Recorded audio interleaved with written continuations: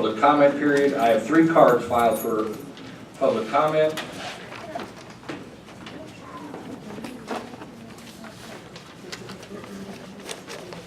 Mr. Kenneth Walls, are you here? Yes. Okay, sir, you approach the podium and let you know that this is a 3-minute time limit, sir, I understand. and on the topic. Please state your name and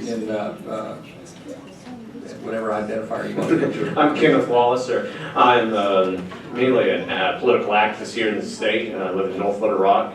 I have a YouTube account called Keep Arkansas Legal, where I videotape many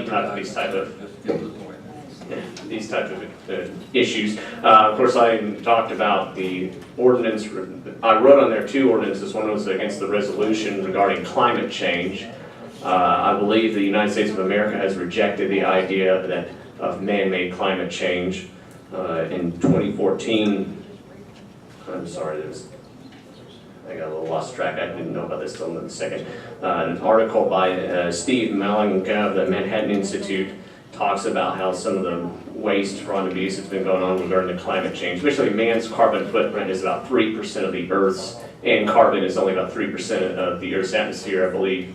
Doug Reed stated earlier that the biggest effect of the climate is often done by the sun. Also, and of course, another myth is that climate change is instantly bad.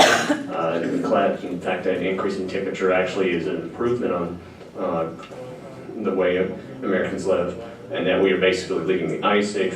And of course, on that sheet, I also wrote about speaking against the bike paths. And an article written by Julie Tilsdale of the John Locke Institute called The Cost of Bike Lanes. It gives an example of Raleigh, North Carolina. They spent $4.62 million between 2009 and 2015. They increased the number of mileage of their bike lanes from 73 miles to 179. And they also, of course, hired a bike manager at $76,000. She says that the U.S. Census's American Community Survey that the 50 largest cities, only 1% of growth in bike travel. Oftentimes, for every person that decides they want to ride their bike to work, there's people who decide that they're too old, or they have kids, or they move out to the suburbs.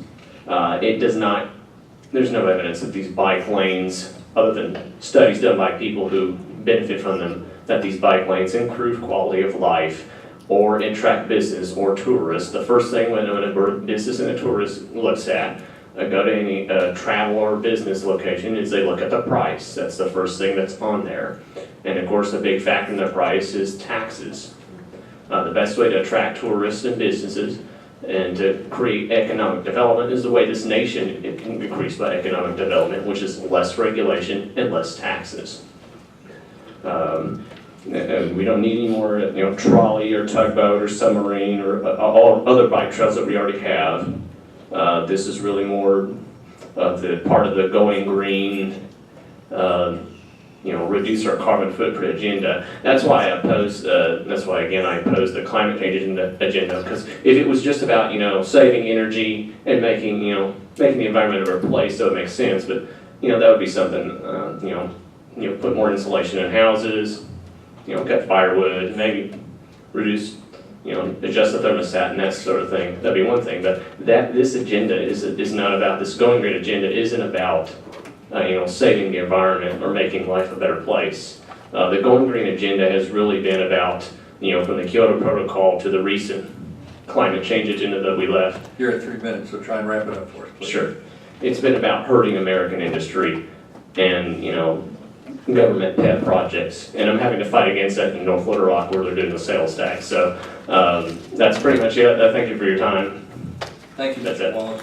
Welcome to the Pulaski County Court. I think that might be the first time I've seen Mason Ellis. Is Mason still here?